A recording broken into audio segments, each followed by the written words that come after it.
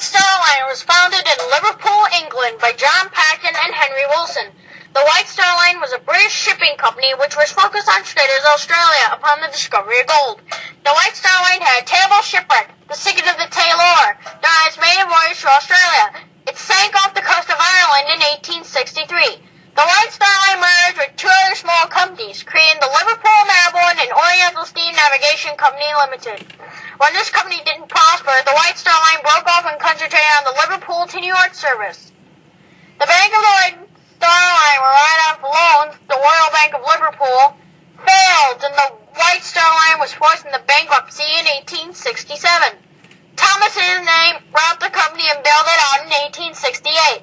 The merging of other companies created the Oceanic Steam Navigation Company. The company constructed 4 ships and opened the line from Liverpool to New York in 1871. This started their avenue to build famous ships such as the Titanic and Germanic for the rest of the 1800s. The company enacted the IC or IC suffix for naming ships and caused the fall cars and soon the records for the fastest ships. The line was drawn for the White Star Line when the Oceanic was constructed in 1899. She was the biggest and fastest ship of her day, but this caused the White Star Line to depart from speed competition and create comfort and fancy ships instead. The White Star Line built 4 comfort ships, the Celtic, Cedric, Baltic, and Adriatic. These ships both records in passenger and cargo capacities. The White Star Line was absorbed into the International Mercantile Marine Company in 1902. By 1903, several other shipping companies were absorbed as well, and the White Star Line seceded from pressure by J.P. Morgan. During the golden age of immigration, thousands of people from Europe moved to U.S. or Canada. The White Star Line was among the first shipping companies to have a glass expensive accommodation to the poor and lower class. With its record-breaking high-capacity ocean liners and married 7 times the immigrants, the White Star Line's fame took off. Some people came from as far as Lebanon to Liverpool to ride on a White Star Line ship, chiefly in third class. The only real competition the White Star Line had was the Cunard Line. To remove the competition, the White Star Line started on their Olympic-sized ships. The 3 sister ships were known as the first of their kind, the Olympic, Britannic, and famous Titanic. The Titanic sunk first. The Titanic was on its maiden voyage to New York from Liverpool in 1912.